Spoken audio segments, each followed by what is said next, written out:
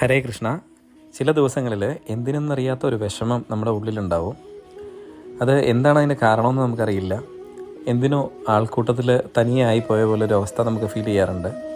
പലപ്പോഴും നമ്മുടെ ഉള്ളിൽ വിഷമം വന്ന് ഇങ്ങനെ നിറയാറുണ്ട്. ഇങ്ങനെയുള്ള അവസരങ്ങളിൽ ഭഗവാനെ ഭജിക്കുകയാണെങ്കിൽ നമുക്കിത്തരം വിഷമങ്ങളിൽ നിന്നും ദുഃഖ സിറ്റുവേഷനുകളിൽ നിന്നൊക്കെ ഉടനടി മോചനം ഉണ്ടാവും. അതുപോലെ തന്നെ ചില കാര്യങ്ങൾ നമുക്ക് മറ്റാരോടും പങ്കുവയ്ക്കാൻ പറ്റാത്ത, ഷെയർ ചെയ്യാൻ പറ്റാത്ത പല പ്രശ്നങ്ങളും പല സന്ദർഭങ്ങളും നമ്മുടെ ജീവിതത്തിൽ വന്നു ചേരും. ഈ സന്ദർഭത്തിലും ഈ അവസരങ്ങളിലൊക്കെ ഭഗവാൻ ശ്രീകൃഷ്ണൻ്റെ ഉണ്ണിക്കണ്ണൻ്റെ രൂപം മനസ്സിൽ ആലോചിച്ച് പ്രാർത്ഥിക്കുക. പറ്റുമെങ്കിൽ ഗുരുവായൂർ അമ്പല ദർശനം നടത്തുക. ഇങ്ങനെയൊക്കെ ചെയ്തു കഴിഞ്ഞാൽ അത് സാധിക്കാത്തവർ അടുത്തുള്ള കൃഷ്ണൻ്റെ ക്ഷേത്രത്തിലേക്ക് പോവുക.